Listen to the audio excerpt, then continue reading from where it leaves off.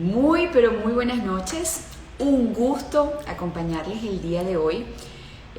Tengo tres invitados fabulosos y un tema que realmente quería abordar desde el punto de vista educativo para obtener como papás, como mamás y también como personas que conviven con estas nuevas generaciones la información correcta para poder, obviamente, contribuir a la calidad de vida y el bienestar, que es el real propósito, el principal propósito de A Tu Salud, de Arroba Tu Salud, y de mi persona, María Laura García, como periodista especializada en el área de la salud y de la calidad de vida. El día de hoy vamos a hablar sobre la generación de cristal, una denominación que genera polémica. Quiero saber de dónde nace esta denominación para esas nuevas generaciones, a quienes se les considera generación de cristal. ¿Es correcto utilizar esta denominación? Estamos hablando de jóvenes que se frustran y rinden fácilmente ante la adversidad. Esa es una pregunta. Es una generación excesivamente vulnerables, quienes se enmarcan dentro de esta generación. En fin, son muchas, pero muchas las preguntas que existen, y creo que el día de hoy me acompañan tres especialistas maravillosos que ya les voy a dar acceso. Oscar Mislet Terrero, educador, orientador, terapeuta familiar y escritor, por supuesto uno de los fundadores de SECODAP. Fernando Pereira, educador, orientador y escritor, también uno de los fundadores de SECODAP, y Abel Saraiva, psicólogo y psicoanalista, coordinadora junto de SECODAP. Ellos tienen un currículum amplísimo que, si de verdad los presentara como debo, pasaríamos por lo menos unos 15 minutos de esta conversación, y yo creo que el tema es tan importante que debemos ahorrarnos esas formalidades. Ya les voy a dar la bienvenida a mis invitados. Aquí está Oscar, vamos a invitarse, y también vamos a ver por acá a Abel. Aquí está, también le voy a enviar la solicitud a ver quién se une primero de acuerdo a la conexión. Hola, ¿cómo Hola, están? ¿qué tal? Por aquí estamos. Qué Ya va, gusto que estamos. tenerlos el día de hoy. Ya también Yo invité a estoy Abel, viendo un vamos a par de ver si boomers. la conexión hace que Estoy aparezcan viendo un pronto. par, Ok. estoy viendo estos boomers aquí. Sí, sí, vale. Hola, Antes Abel. de, ya va, señores, porque les dije que no los iba a presentar como merecía, porque si me pongo a mencionar todo ese currículum de cada uno, pues pasamos la mitad del live. Así que vamos a entrar de lleno en materia, porque yo necesito formarme, necesito educarme, y yo sé que también muchos papás y mamás que están allí y muchas personas que están, pues, conviviendo de una manera u otra con estas nuevas generaciones laboralmente, e incluso como educadores, necesitan esta información.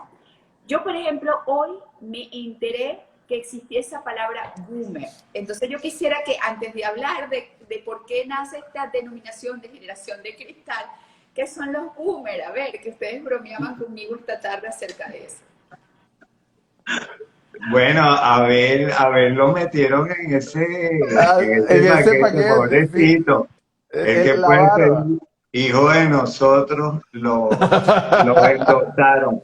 La generación entre las clasificaciones de generaciones están los baby boomers, Ajá. ¿no? Que son los nacidos mediados de los 40 hasta los 60 y largo. Entonces ahí estamos, ciertamente Oscar y yo estamos en ese equipo, encajamos. No nos podemos Ok. salir de allí. Pero Abel no, Abel está generaciones después. También llamada Pobres. generación de hierro, la generación boomer, Wow. generación de hierro, imagínate tú. Dios mío. Bueno, pero es que todos, al final, todos reciben un nombre. Es decir, bastante palo llevamos los millennials hace nada, hasta que alguien acuñó lo de generación de cristal. Y entonces el problema es, ¿cómo hago para trabajar con un millennial? ¿Cómo hago para vivir con un millennial? ¿Qué hacemos con los millennials? Les echamos baigón. Pero ahora resulta que los millennials somos chéveres y el problema son los de cristal, hasta que Me vengan parece, ya otros. va, me parece increíble porque estaban los millennials, pero también se referían a mí como la generación X. Entonces hay tantas Exacto. generaciones que definitivamente no sabes cuál es la que te corresponde o en cuál encajas. Claro. Entonces me gustaría, a manera de introducción, que habláramos rapidito de esas generaciones, sus características para adentrarnos en la generación de cristal. ¿Les parece? Sí, seguro. A Sí. ver, tú, la generación X son los papás de los de cristal. Bueno, Eh, y están cerca de ser los papás de los millennials también, sin echarle ese sí, bromón a María Laura, pero tú sabes que Ya yo va, yo quisiera soy solo una hacer, señora, yo soy una señora de 50 años y no tengo problema en decirlo, ¿ok? bueno, muy pero muy bien, bien llevado, muy muy bien bien. llevado. Además que Ahora, estás radiante hoy. Tenemos sí, que, nosotros, todas las nosotros, generaciones estamos de acuerdo. nosotros estamos un poco más deteriorados los de esta parte de abajo de la pantalla, pero mira, yo, yo creo que adicionalmente hay que poner una cosa de entrada, y es que ciertamente se ha hablado de eso, de los baby boomers, de la generación X, de los millennials, después de los últimos, lo que viene a ser como esos últimos 20 años, lo que viene a ser esta supuesta generación de cristal, también se le llama generación Z, bueno, hay un montón de cosas, pero yo quiero poner de manifiesto que esto hace un ejercicio que creo que es un ejercicio humano, no por eso mejor o peor, que es tratar de caracterizar a la gente en función de algo. O sea, decir generación de cristal o decir generación o millennial es lo mismo que a ti te digan que tú eres Acuario, que eres Virgo, que eres Sagitario. Es decir, trata de agrupar a la gente en función del momento en el que nace. Por Sí, supuesto que hay años que caracterizan, por ejemplo, no será lo mismo los niños que han crecido en pandemia que los que no les tocó vivir la pandemia. Eso es una realidad. Pero hay una realidad también y es que cada quien se la tiene que arreglar de uno a uno con eso. Entonces, ojo, que yo creo que es más un ejercicio de tratar de entender el mundo que una realidad individual. Tú te puedes encontrar a Baby claro. Boomer escuchando Bad Bunny. No, y vamos a estar claros en algo. Quizás el darle características a las distintas generaciones, porque definitivamente yo creo que crecer en distintas épocas te marca de una u otra manera, ¿ok? Porque bueno, el mundo evoluciona y la educación y el aprendizaje evoluciona con el mundo. No me parece tan malo darle características solamente por conocimiento, para de esa caracterización quizás sacar lo bueno y lo malo, potenciar lo bueno y tratar de mejorar lo malo. Ver las cosas desde el punto de vista constructivo y positivo, que es un poco también lo que yo quisiera lograr con esta conversación. Un ¿Y aprendizaje. sabes qué Ajá. pasa, María Laura? Que cuando uno trata de darle algún perfil y generaliza, Mm. partiendo de una generación que tuvo unas características culturales, históricas, políticas, y que tuvo que sobrevivir a esta realidad, uno tiende a generalizar y a meter en un solo saco a todo el mundo. Y resulta ser que cuando tú estás conversando con los muchachos, que son hipercríticos, que son muy sensibles, que no aceptan la crítica, de repente un estudiante te dice, pero si es mi abuela pareciera no tiene pelos en la lengua, pero los tiene en los oídos. Ella no se le puede hacer una crítica, se resiste, ¿no? Entonces, bueno, pero no somos los de que mi abuela entonces de cristal. Entonces, yo creo que hay que ver cada particularidad, cada contexto, cada situación, para ver qué influencia hay, para no caer esa tentación, vamos a llamarlo así, de querer calificar de acuerdo a ciertas características que no corresponden a todo el grupo. Si tú vas a ver, por ejemplo, una generación de esta época, en el momento del confinamiento, seguramente si te paras en Venezuela, no es lo mismo el niño que vive en el llano, el que vive en la ciudad, el que va a la escuela, el que tiene internet y el que no tiene internet. Claro. Entonces esos muchachos van a responder de manera distinta los que nacieron en la era digital a los que no nacimos en la era digital. Porque eso te va imponiendo una forma de ser, de relacionarse, de ver el mundo, de responder a las demandas del mundo. De hecho, María Laura, yo creo que, bueno, el tema un poco que convocaba y que generaba la convocatoria, el interés, el debate y que nosotros en Secodar hemos dedicado diferentes sesiones a hacer grupos con adolescentes para ver cuál es la visión que ellos tienen cuando se habla de generación de cristal o cuando se les denomina generación de cristal, ¿no? Entonces, entender que una filósofa española, Montserrat Nebrera, bueno, ella hizo el ejercicio de ponerle determinadas características a un grupo social de muchachos que ella vio con unas características similares, muy sobreprotegidos, de repente que los padres de los años 80, que según ella en España se criaron con dificultades, tuvieron limitaciones económicas para poder estudiar, pues los padres hicieron todo lo típico que uno escucha cuando los padres dicen, quiero que mi hijo tenga lo que yo no tuve, quiero que tenga las oportunidades de las que yo no disfruté.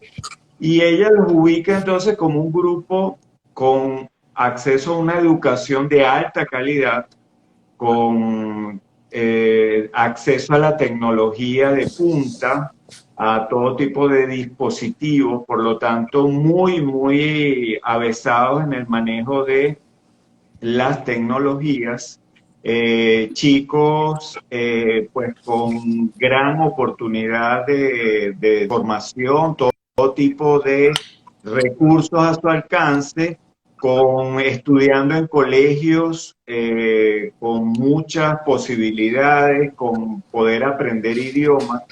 Y esa generación es la que ella va caracterizando como poco tolerante a la frustración, al fracaso, quiere obtenerlo todo rápidamente y en esa caracterización que hace sale esa definición de generación de cristal como una generación que no acepta críticas también, que no acepta que le lleven la contraria, que es defensora de causas que tienen que ver pues con mayor tolerancia, inclusión hacia medio ambiente, también contra el racismo, la xenofobia, la homofobia, y determina una caracterización para un tiempo determinado, María Laura, pero que probablemente si en la propia España tú ves trabajos y ves investigaciones dentro de la propia España, te encuentras otros autores que te hablan de que esa generación que define la filósofa Montserrat corresponde a un grupo social determinado, pero que tampoco ni siquiera en la propia España todos los muchachos gozan de las oportunidades de estudio, de punta, de tecnología, y basta ver ahora con la pandemia, pues los que hemos visto noticieros en la televisión española o hemos leído en el país, la gran brecha digital que también ellos están enfrentando, y nos hablaban de que por lo menos un tercio de los niños y adolescentes de España no estaban conectados y tenían serias dificultades para la educación a distancia en un país, como te digo, que uno se imaginaría leyendo a Serrat que todos los chicos tienen acceso a toda la tecnología y no es así. No todos los padres han tenido ni tienen actualmente las condiciones económicas que ella plantea como para poderle proveer a todos sus hijos las comodidades y facilidades, cuando hoy en día en países como España, pues hay muchachos que de minorías, migrantes y de sectores más pobres, pues que incluso tienen dificultades para proseguir con los estudios, ¿no? Entonces, ni hablemos de venir a un país como el nuestro, donde evidentemente, pues, decir que los muchachos se pueden criar en buenos colegios, con buena educación, con acceso a Internet y a todo tipo de dispositivos de punta, pues reduce mucho más el grupo Claro, social. entonces quizás esta especialista estaba refiriéndose o categorizando a una porción muy pequeña de esa juventud criado con esas características de muy buena conexión, en donde, porque alguien me comentaba el día de ayer, es como esa persona que cree que ese mundo digital perfecto, donde todo funciona a una velocidad maravillosa, puede replicarse en la vida real. Y entonces son personas que tienden a tener pues altos niveles de vulnerabilidad, de querer todo de manera inmediata y de que les cuesta superar pues aquellas cosas que no salen de manera perfecta o como ellos lo vieron en su mundo, ¿no? Obviamente la gran mayoría de los jóvenes no entran en esas categorías, porque si nos vamos a esos que tienen todas las facilidades que ustedes acaban de mencionar, o que tú acabas de mencionar, Fernando, estamos hablando de una porción muy pequeña de la población mundial incluso. María Laura, y yo me atrevería a decir algo más. Yo creo que todos tenemos temas de cristal. Pues fíjate, en redes sociales me he encontrado con que lo que pasa es que los temas que nos movilizan generacionalmente, a lo mejor allí sí hay diferencias más claras. O sea, por ejemplo, los muchachos que están alrededor de los 20 años tienen intereses sobre temas que, bueno, que escandalizarían a cualquier abuelo, ¿no? El tema de la identidad de género, lo binario, no binario. Son el tipo de causas que los movilizan y que uno pudiera llegar a ver que pueden suscitar reacciones intensas en Twitter.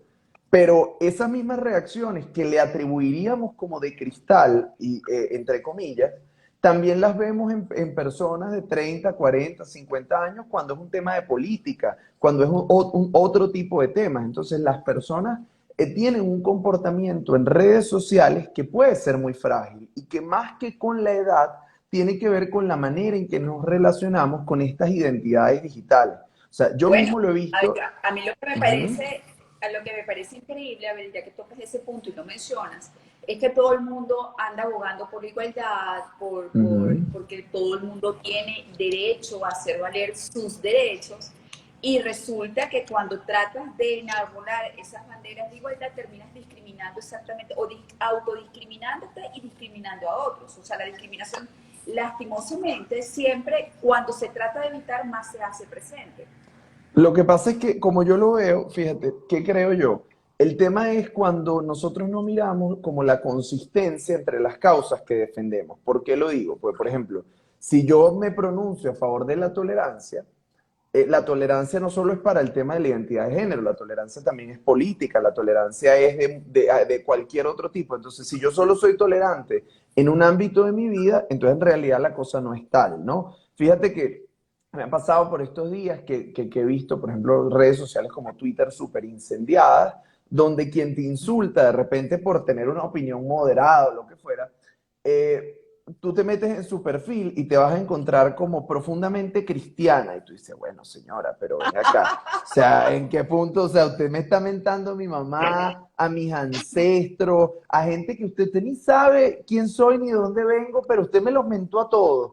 Esa es la señora cristiana, bueno, o el señor X. Y así va. Entonces, ¿qué pienso? Que efectivamente el tema de las generaciones quizá nos lleva más a poner el acento en cuáles son los temas que hoy interesan a los más jóvenes. Y esos temas probablemente son los temas sobre los que podamos experimentar mayor fricción que otros, ¿no? Porque, por ejemplo, tendríamos que ver cuán de cristal pueden ser nuestros propios padres si les planteamos temas que para estos chamos son naturales. O sea, hay un ejemplo buenísimo de esas cosas que se dan y que se presentan en las redes sociales. Vi una publicación, y no sé si fue cierta, fue un meme, porque ya tú no sabes que de verdad está generado por el vocero y que no. Parece ser que Djokovic, el tenista, hizo un comentario en sus redes sociales de la renuncia de la gimnasta estadounidense, diciendo de que si ella era una deportista, ella tenía que estar acostumbrada a competir y tener una conducta deportiva, ¿no? Y entonces él dice esto y alguien contrasta esa posición de Djokovic, juzgando a esta muchacha, diciéndole de qué conducta deportiva puedes hablar si tú cuando estás en una cancha y te sientes frustrado porque no estás logrando los niveles de efectividad que buscas, tiras una raqueta y la rompes contra el piso. Entonces, a ver, estamos hablando de que todo el mundo, y eso un poco lo comento, podemos ser vulnerables, podemos tener conductas antideportivas, cada quien las tendrá a su modo y en su momento, pero todos podemos cometer errores. Claro. ¿Ok? Y todos podemos ser vulnerables en un momento y esa vulnerabilidad conducirnos a cometer un error. Qué maravilla, diste en el clavo. En la medida en que nosotros entendamos que como seres humanos la vulnerabilidad nos acompaña y que podemos ser muy exitosos y que podemos aparecer muy coherentes a través de los mensajes, en un momento nos molestamos, estamos pasando una mala situación y se nos sale ese otro yo que sorprende y dice, ¿cómo es posible que María Laura, que Oscar, que Fernando, que Abel, quien los escucha, bueno, quien ojo, yo con esta carita tengo un mal carácter que la gente gente ni siquiera lo puede imaginar. Claro, claro. Pero fíjate, me encantó ver lo que tú decías. Nos pasa en las tecnologías, los que no somos de la era digital. A mí me envían un WhatsApp y yo no tengo tiempo de leerlo. Y entonces no leíste el WhatsApp porque con la cosa que el visto está en azul o no está en azul. Entonces hay como un atore, hay como una desesperación, Claro. porque tú tienes que responder rápido los mails, los de mi generación también. Y si no lo haces porque no lo quieres a la persona, porque no la Ujú. valoras, porque no pones seriedad a lo que te está diciendo, porque no lo consideras una prioridad. Entonces caemos en ese juego tecnológico, de presión tecnológica, de respuesta tecnológica rápida. Y imagínate estos muchachos que nacieron, que son nativos digitales, para ellos también les toca tener que, en esta carrera contra el tiempo, a través de las tecnologías. Claro. En un encuentro que hicimos con adolescentes, nos dimos la tarea de decir, vamos a ver qué piensan los adolescentes de esto, porque estamos viendo lo que piensan los adultos, leemos sobre los adultos, y en los encuentros de los adolescentes toman la palabra todos los viernes para ver qué piensan, le planteamos el tema de la generación de cristal. Él lo molesta. No quiero que hablen de, y menos ahora, que acabo de estar 8 horas en la computadora, que acabo de ver cómo hago para llevar la guía pedagógica al colegio, que no puedo jugar, que no puedo ver a mi novia, que tengo ya casi año y medio encerrado y teniendo que procesar todo esto. Somos de cristal. Y hubo un silencio en las pantallas, en los cuadritos del Zoom. Empezaron No a se sienten cómodos con no se el sienten término, la cómodos Claro. mayoría. por el esfuerzo que tienen que hacer, por las destrezas que tienen que hacer por desarrollar. Pero yo les pregunté, les dije, bueno, entonces todo está perfecto, no somos abiertos a todo lo que significa cambios, críticas, no, un momentico. También somos muy sensibles a la crítica, no solamente a la crítica justificada, somos intolerantes, óyeme esto, a la crítica donde se valore o se reconozca la homofobia como una realidad humana que hay que aceptar. Ahí somos intolerantes. O el desprecio al que tiene una religión distinta, al que tiene una ideología diferente. A las injusticias. A las injusticias. Ujú. Somos intolerantes. Bueno. Porque fueron muy tolerantes. Se hacían chistes discriminatorios, desprecio hacia el que es distinto, hacia el que es diferente. Ahora, ¿dónde sí tenemos que aprender a ser tolerantes? A lo que opina el otro, al punto de vista del otro. Y un momento autocrítico. Y yo creo que por ahí va la ruta que tenemos que seguir como padres, como educadores, ver un poco qué nos dice esta generación, que seguramente nos tiene mucho que mostrar, también de la nuestra, que no fuimos capaces de verlo, porque a nosotros nos dice, yo recuerdo que mi papá siempre decía, y mi familia decía, es que gracias a la generación, al esfuerzo, al trabajo, al no tener tiempo para uno recrearse, a no perder el tiempo riéndose, a una disciplina, costo muy alto, un costo altísimo. La autoexigencia que tengo yo en mi vida Ok, quisiera Oscar, equilibrar. yo la otra vez escuchaba a una persona de mi generación, no baby boomer, no millennial, sino de mi generación, de la generación X, ¿ok? Diciendo que qué bonito sería si tomáramos lo mejor de este mundo y lo mejor Ujú. de ese mundo y buscáramos lo positivo y lo uniéramos. Definitivamente el resultado sería maravilloso y que ella entendía que en su empresa ya no era posible imaginar el trabajo sin esa generación Z, sin esa generación Y, y sin la generación X, por ponerte un ejemplo, que ella decía que ese era el mundo ideal. Y si los de este lado y los de las distintas generaciones lo entendieran, que yo creo que ese debe ser el punto, potenciar lo positivo de las costumbres, de los hábitos de cada una de las generaciones. Porque, por Ahora, yo ejemplo, pondría una cosa, eso que tú llamas de la tolerancia, muy característica de la generación Z, para no llamarlo generación de cristal, ¿ok? Quizás el esfuerzo y la tenacidad que se nos enseñó en nuestra generación, unir esas dos cosas sería fantástico.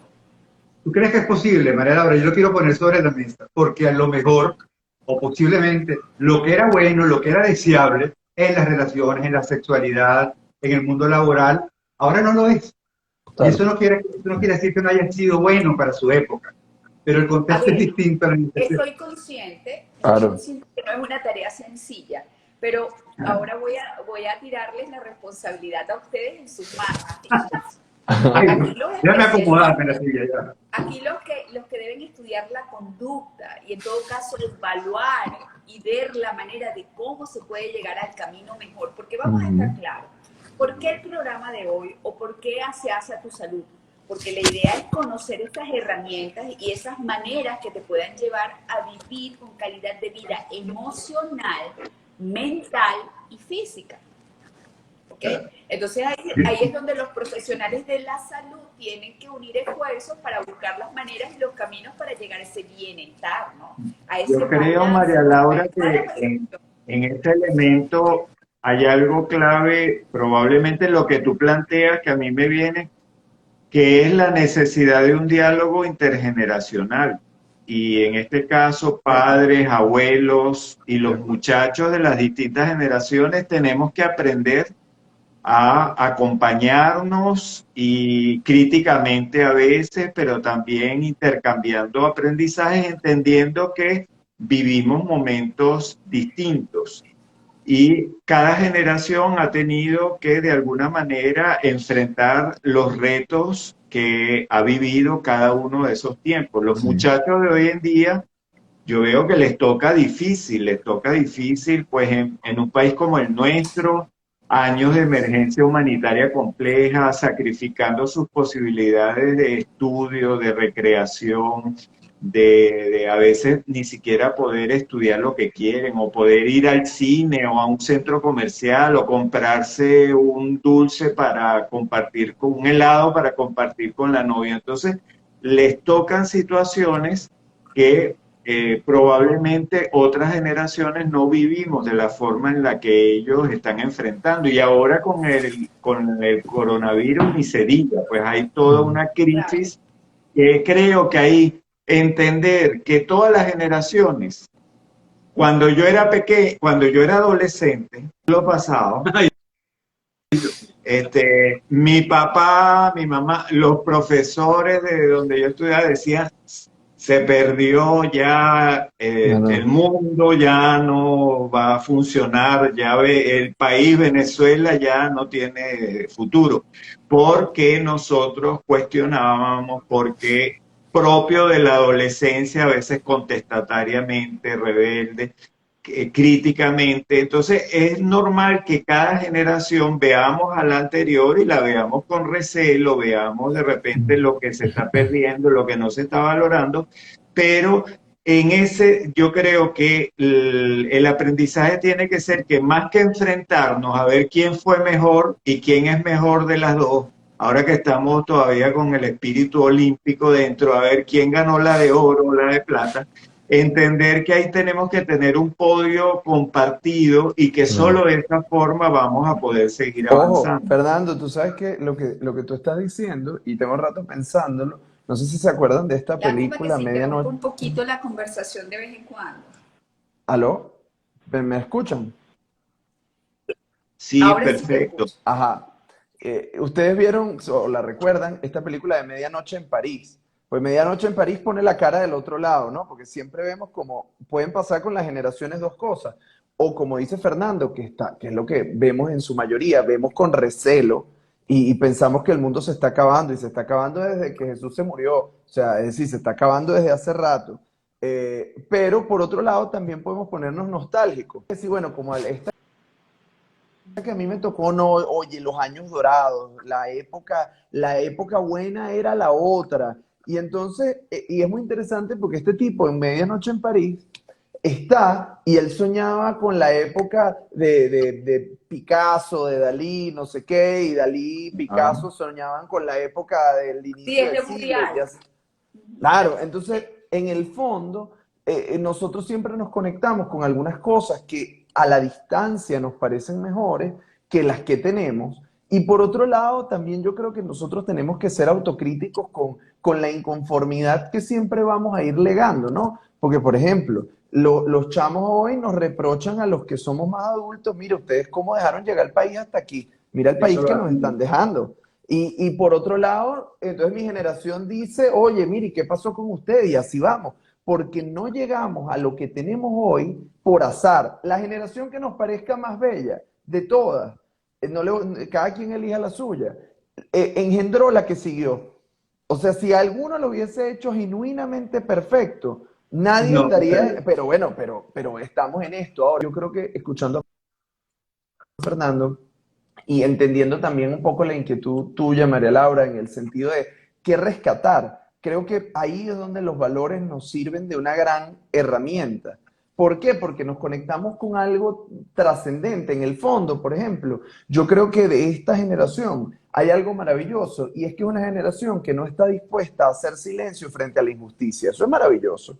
Ahora, pero también en ese tiempo nos toca a los viejos, a los nuevos, a los del medio, entender, bueno, que cómo nosotros nos volvemos menos reactivos. Y creo que más que con un tema de en qué año nacimos, es cómo nos comportamos en este tiempo. Porque este tiempo, independientemente de si yo nací en los 90, en los 70, en el 2000, en este tiempo, la velocidad a la que nos comunicamos en redes hace que, por ejemplo, yo vea una idea que alguien expuso en un tweet y en lugar de pensar, mira, no estoy de acuerdo con lo que tú piensas por esto, entonces ya yo digo, mira, estos tres boomers, creo que nos ofreció unos coquitos. Aquí le voy a dar 5 coquitos a cada uno. Bueno, ahora yo digo, cuando uno reacciona así, evidentemente tú no te has dado a la tarea de ver quién es el que dice eso. A lo mejor yo me he encontrado con gente que te escribe un comentario y tú dices, oye, si tú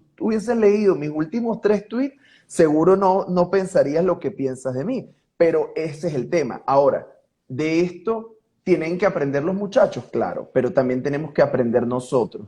Porque nadie puede dar lo que no tiene. Entonces, si nosotros somos adultos reactivos, no podemos Un esperar. segundo, voy a interrumpir un segundo la conversación, voy a revisar mi conexión porque yo los veo entrecortados y me escribe una niña que trabaja conmigo que revise mi conexión. Yo hasta ahora estaba en el internet que es bueno, pero no sé, como que no. Un segundito voy a salir y voy a volver a entrar. Ok. No se me vayan de perfecto. no se me vayan Bueno, de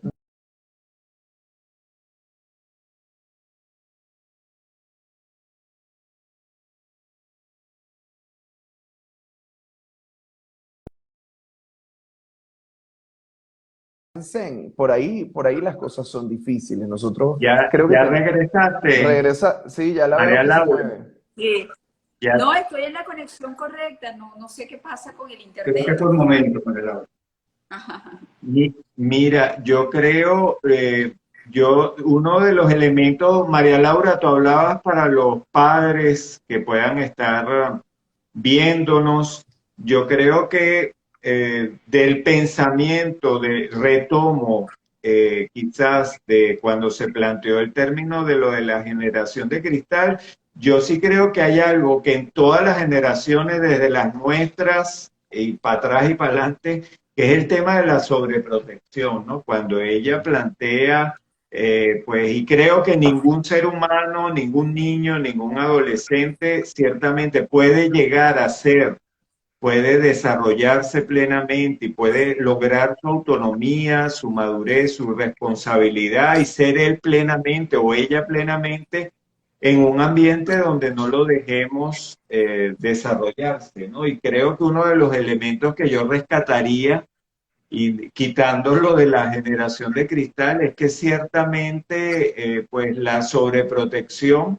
con nuestros niños es algo que pues pensando que le vamos a hacer bien, que le vamos a generar el presente y el futuro mejor, pues los estamos de alguna manera inhabilitando y quitándole las propias destrezas y capacidades que ellos tienen que lograr formarse en la vida para resolver los problemas, los conflictos propios de su tiempo. Yo no sé qué haría mi generación en estos momentos si le tocara estudiar a distancia, sin luz, con el internet que se va, con las dificultades económicas que tenemos en la familia. Probablemente nosotros pues pereceríamos, no tendríamos la destreza y creo que en ese sentido un padre, una madre de hoy, el reto fundamental es, bueno, cómo acompañar a nuestros muchachos en estos momentos complejos, difíciles, que de alguna manera sin castrarlos, ¿no? Sin Sí. ponerles encima una campana que les impida poder desarrollarse. Fer, al Yo final tenía el tema del algo que equilibrio. les quería comentar, María Laura, que tiene que ver con este diálogo intergeneracional que se está dando en la pandemia. Los muchachos están con las abuelas y le preguntan a las abuelas recetas y le preguntan a las abuelas sobre sus historias y le preguntan a la abuela cómo la enamoró el abuelo. Y ahí hay un intercambio de reconocimiento, de poder entender y de poder comprender ciertas situaciones. Yo creo que cuando vemos el mundo de manera dicotómica y vemos que hay lo bueno y lo malo, lo logrado y lo alcanzado, los distintos y los no distintos, perdemos la posibilidad del intercambio. Del intercambio que creo que el mayor regalo que le pudiéramos hacer a la gente esta noche es sentarse con los padres y preguntarles sobre la infancia, porque la ilusión, la fantasía de que todo tiempo pasado fue mejor, eso lo asumimos nosotros porque fue lo probado, porque ya lo experimentado, porque fue lo vivido y por lo tanto fue mejor y entonces nos creamos una fantasía. Pero poder hablar de nuestros fracasos con nuestros hijos, de qué significó de repente el abuelo, qué significó el amigo, el padrino, una persona significativa en nuestra vida, va acercándonos generacionalmente y no nos va creando brechas chocantes y odiosas de pensar que, bueno, que están, en el mundo están los que lograron ser felices de una manera que no necesariamente es la forma de ser feliz en este momento, pero fue su Os- forma. Oscar, Fernando y María Laura, Bien. saben que ahí también hay un tema que además creo que conecta bien con lo que estamos conversando. Y es que en el fondo, en la vida hay que huirle a los extremos. Porque por un lado, cuando sobreprotegemos los chamos, los inhabilitamos y por otro lado vemos las secuelas de, por ejemplo, yo me acuerdo de los cuentos de mis abuelos que muy jóvenes tuvieron que asumir responsabilidades que no les Sí, permitieron vivir con y esa felicidad. infancia. Entonces es una gente que de repente llega a su vejez y cuando le preguntas nunca se reconocen como habiendo sido felices. Entonces, bueno, evidentemente ahí tenemos unos desafíos, pero yo creo que Oscar da en una clave y es la puerta que al final zanja la mayoría de los conflictos y es cuando escuchamos al otro. Solo que a veces queremos que nos escuchen nuestros logros, pero no estamos dispuestos a abrir esa otra compuerta de, bueno, de nuestros errores, de nuestros fracasos, de nuestros miedos, que en el fondo son los que nos humanizan, porque los logros los tienen los héroes, pero los errores los tienen los humanos. Y en el fondo, cuando tú eres muchacho, te tranquiliza más saber que tu papá tuvo miedo como tú, que tu mamá también se equivocó, que oye, mira cómo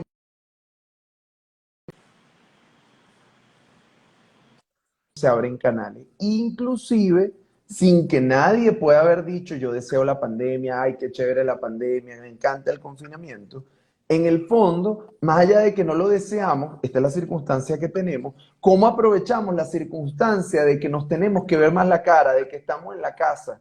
¿Cómo aprovechamos ese espacio como un espacio de diálogo? Por ahí he visto cosas simpáticas, he visto abuelas haciendo TikTok, he visto cosas ocurrir de esa manera. Ahora, pero, ¿qué si nos demanda esto y es ineludible y si no estamos dispuestos a pagar ese precio no hay manera? Que hay que poner la carne en el asador. Y la carne en el asador en la relación implica Se puede ver. afecto, es decir, solo porque espontáneamente. Está fallando La conexión. creo. Se fue el audio. Ahora fui yo. Ahora Ahora fuiste fuiste tú. Sí, tú. Hay bueno, que poner la en carne en el asador, se quedó allí. Hay que poner la Sí, carne bueno, en el que asador. hay que ponerle, o sea, digo, o sea, si nosotros queremos cultivar, transmitir, enseñar, eso nos demanda tiempo, tiempo de vínculo, tiempo de ponerle ganas, de estar presentes, claro, porque no podemos pretender transmitir en nuestros hijos algo por el recuerdo de una foto. Es decir, esto nos demanda presencia, sentarnos, soltar nosotros mismos el teléfono para poder tener un momento de intercambio. Y eso es lo que más nos cuesta. Estamos mucho tiempo respirando en el mismo espacio, pero poco tiempo compartiendo. Entonces, bueno, tenemos un desafío. Si queremos ese diálogo, si queremos trascender las limitaciones, bueno, tenemos que jugárnosla relacionándonos. Estoy totalmente de acuerdo, porque tú ves ese análisis que te estás haciendo de estar mucho tiempo en el mismo espacio, pero verdaderamente se está compartiendo, es un análisis digno de realizar, porque yo creo que a todos nos está envolviendo esta dinámica compleja de la realidad. Entonces cada quien está tratando de resolver su vida y no poco nos ocupamos del que está al lado o de los que están a nuestro alrededor. Y eso implica a mamá, papá, hijo, hija. Eso implica al amigo, eso implica todo. Y quizás eso también lleva o desencadena estos comportamientos tan vulnerables y tan reactivos que estamos viendo en los jóvenes. De hecho, fíjate lo que me comentaba alguien por mensaje de DM cuando se enteró de la conversación. Me dice, María Laura, es que yo no entiendo de estos chicos de ahora, y me lo estaba diciendo una persona entre 30 y 40 años, no sé dentro de qué generación está, pero la persona que me lo dijo no era una persona mayor, ni con hijos grandes, tiene apenas un niño, una niña de 6 y un niño de 1. Y él me dice, yo no entiendo esta generación de ahora que tiene que estar permanentemente en terapia. Y te ven mal cuando tú dices que tú no estás haciendo terapia. Yo no sé si eso es tan cierto así. Ustedes que comparten más con jóvenes, ¿qué me pueden decir? Yo antes que hable el psicólogo, ¿qué pasa? Que es que en la época de otras generaciones no existía la posibilidad de ir a terapia. Claro. Y entonces el terapeuta era el tío, era el vecino, era el amigo, y una terapia no, muchas veces la adecuada. Entonces, en la medida en que hay esas posibilidades, sentir que tu sufrimiento, tú lo puedes acompañar, que te pueden dar herramientas, es una cosa que cada vez se va conquistando, pero que ha tenido mucha resistencia, porque ir a terapia es estar loco, es estar enfermo, es tener déficit, y no es necesariamente estar confundido y necesitar orientación, o de repente buscar a alguien que te escuche, que es tan importante. Bueno, ahí yo digo, es bueno buscarlo mejor en un especialista que quizás en alguien que no está tan dotado emocionalmente con herramientas como para guiarte como corresponde. Claro, ahí también con los extremos que hablaba Abel, ahora que va a hablar, él puede hablar con más propiedad. Nosotros tuvimos la posibilidad de compartir con un psiquiatra infanto-juvenil argentino, psicoanalista, que tiene un libro excelente que se llama Más crianza, menos terapia, ¿no? Entonces lo dice alguien del área que muchas veces le llegan casos a su consulta que él dice que no tienen que ver con lo terapéutico, sino que tienen que ver con la crianza, tienen que ver con la incapacidad de los padres de poder lidiar con propios del crecer y del crecer del ser humano, ¿no? Que en muchos casos conllevan el desarrollo, que pueden conllevar a dolor, a pérdidas, y no sabemos lidiar con eso. Entonces, quizás a las madres, a la madre que te preguntó y a otras, a veces hay que preguntarle si de alguna manera estamos asumiendo el reto de criar a nuestros hijos o lo queremos delegar en otros. O patologizar cualquier comportamiento del niño y no como una conducta esperada. Sin menoscabo de la terapia. Esta persona que me hizo...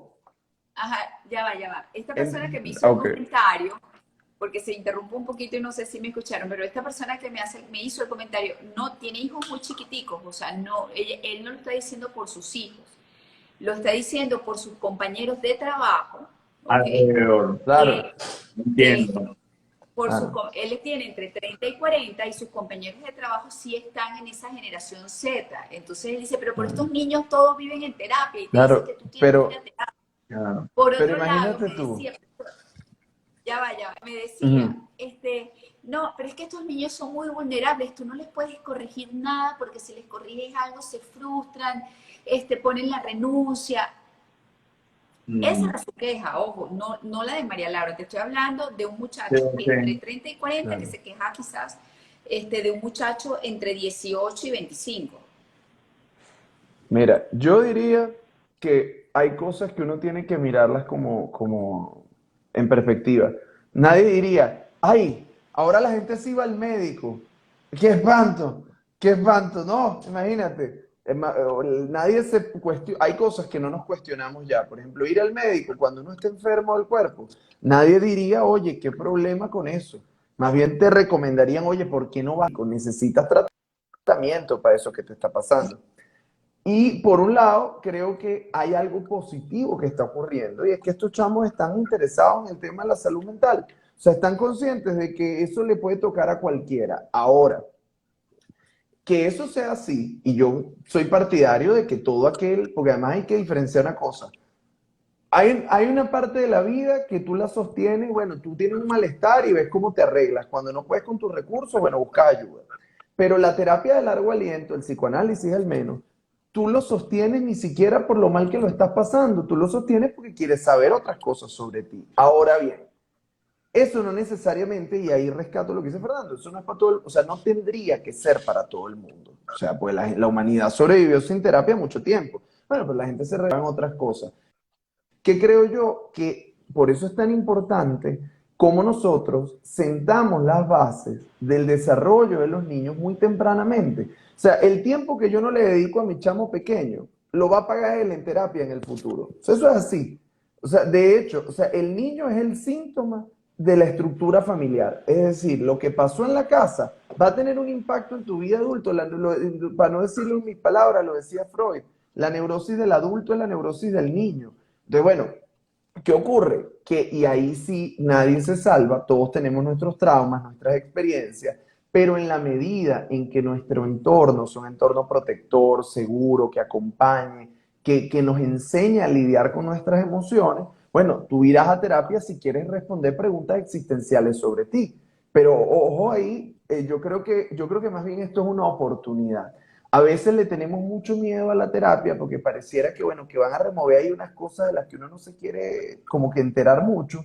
Y bueno, y eso es un proceso de cada quien. Pero insisto, la terapia sería lo mismo que decir, oye, tengo una masa extraña en el cuerpo. No, déjame echarme un melado No, y no. mirar para otro lado. No, uno tiene que tomarse las cosas en serio. Entonces, bueno, creo que cada quien en su tiempo, pero rescatando también eso que dice Fernando, la combinación es, ir a terapia no es algo, no es para alguien que necesariamente tenga una enfermedad mental, Y eso es importante. pero por otro lado, para que tú puedas llevar tu vida con mayor soltura, con menor sufrimiento emocional, necesitas unas bases. Y esas bases, las más importantes, se juegan en la infancia. Requieren de un padre, de una madre o de un cuidador que acompañe, que proteja, que enseñe de las enseñe, porque estamos equivocados cuando creemos que cálmate, tú le dices a un niño cálmate, y resulta que la calma no es algo que viene de adentro hacia afuera. Nos enseñan de afuera hacia adentro a regularnos para que después nosotros podamos. Ahora, ¿qué sucede si cuando el niño necesita una figura que acompañe, que le enseñe a procesar sus emociones, lo que se encuentra es un papá que está así mirando una pantalla? Evidentemente que lo que le estamos legando al chamo no es lo mejor. Entonces, bueno, necesitamos ahí ponernos en situación. Bueno, de todo lo que dijiste me voy a quedar con algo que me parece maravilloso. El papá ausente es el responsable de ese niño o ese adulto en terapia o con necesidad de un acompañamiento de un profesional porque no tuvo la oportunidad de en su infancia resolver una cantidad de cosas. Ojo, y te digo algo más, no solo el papá ausente, porque es que todo en exceso es malo, el papá sobrepresente, el papá hiper, que es como el gran hermano, que no te deja mover, que sabe todo lo que hace, también te manda a terapia. O sea, es decir, el papá que menos te manda a terapia, y si es que cabe la expresión, es el que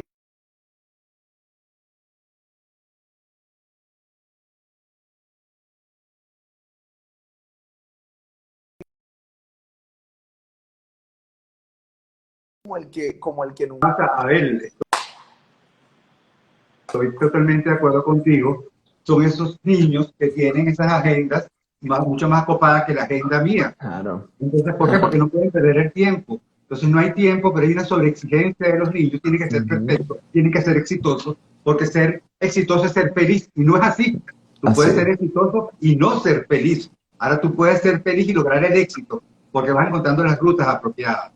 Hay una cosa importante que es la que no se nos quede afuera, que es cuando patologizamos los comportamientos de los niños, porque desconocemos su proceso de desarrollo y cuáles son las conductas esperadas en este proceso de desarrollo. O sea, cuando el padre o de la madre desesperada, va porque cree que su hijo tiene un trastorno de salud mental y encuentra que no, que ese berrinche excesivo tiene que ver con un momento de su desarrollo y eso la descarga. No tengo un hijo enfermo, lo que tengo es un hijo creciendo, tengo un hijo desarrollando. Esto no lo había antes. Los niños ahora, antes los niños estaban con su mamá porque mamá no trabajaba en mi generación. Mi mamá no trabajó en la calle, trabajó en la casa. Entonces ahora los niños tienen más tiempo sin la figura del papá o de la mamá. Yo recuerdo en un colegio privado, y esto tengo que contarlo, un niño y dijo, cuando mi hermanito se enferma, mi mamá llama a la señora que los cuida para preguntarle, Pedrito está jugando. La señora que lo cuida le dice, sí, está jugando. Pedrito, pero está muy cansado. Porque la mamá no es capaz de reconocer lo que le pasa a Pedrito. En cambio, la señora que está en la casa, sí. O sea, él decía, quien tiene que llevar a Pedrito, el pediatra, es la señora que nos cuida, no mi mamá. Porque ella es la que sabe qué nos pasa. Esto no es para culpabilizar a nadie, sino que el ritmo de vida que nos impone ahora la sociedad, la emergencia humanitaria compleja, lo que vivamos, hace que no tengamos el tiempo suficiente. Y a una paradoja que les va a extrañar, que es con el grupo de estudiantes.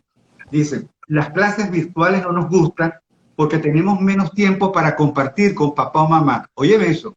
¿Viven en casas distintas? Le preguntamos, no, vivimos en la misma casa. Entonces, ¿cómo es eso? Oye, pero es que si a las 8 comienzan las tareas, los contenidos, a las 12 almorzamos y después tenemos que hacer tarea en la tarde, cuando terminamos estamos extenuados y cansados. Cuando teníamos clases presenciales, oigan esto, era mejor porque mientras me llevaban en la escuela yo hablaba con papá o hablaba con mamá. Y nos quitaron esa oportunidad de hablar en el carro. Fíjate tú. Entonces esto a mí me costaba asimilarlo. Estamos más tiempo juntos, pero con menos tiempo para compartir. Eso tiene que llamar. Ahora, este niño que reacciona a este abandono no es malintencionado, y de repente reclama atención, reclama amor, es de cristal. Es porque es muy sensible, es porque está carente de algo esencial en su vida, que es la atención y el tiempo. Atención y tiempo. Tenemos ahora mucho tiempo, pero no tiempo para poder dar calidez y amor. Esa es una buena forma de cerrar, Oscar. O sea, básicamente estamos hablando de una generación que quizás es más vulnerable porque está más carente de afecto y de atención, básicamente. Sí. Y creo que eso también es importante que quede allí, así como el mensaje que dio Abel. Así que, bueno, les agradezco. Ya nos van a quedar 6 minuticos nada más para conversar. Les agradezco a los tres este tiempo, que sé que es muy valioso, que hubiesen podido estar compartiendo con los suyos y se lo están dando a los demás para compartir conocimientos y para compartir cosas positivas que hacen falta.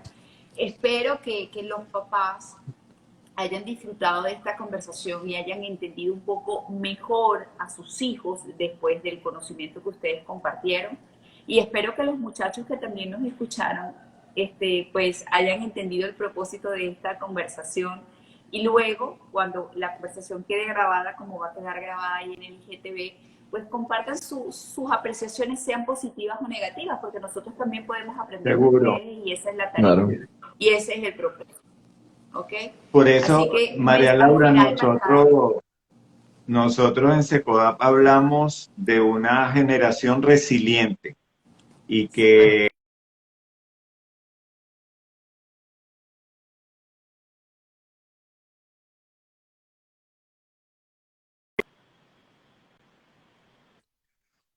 valientes, que son capaces de sobrellevar las circunstancias actuales sin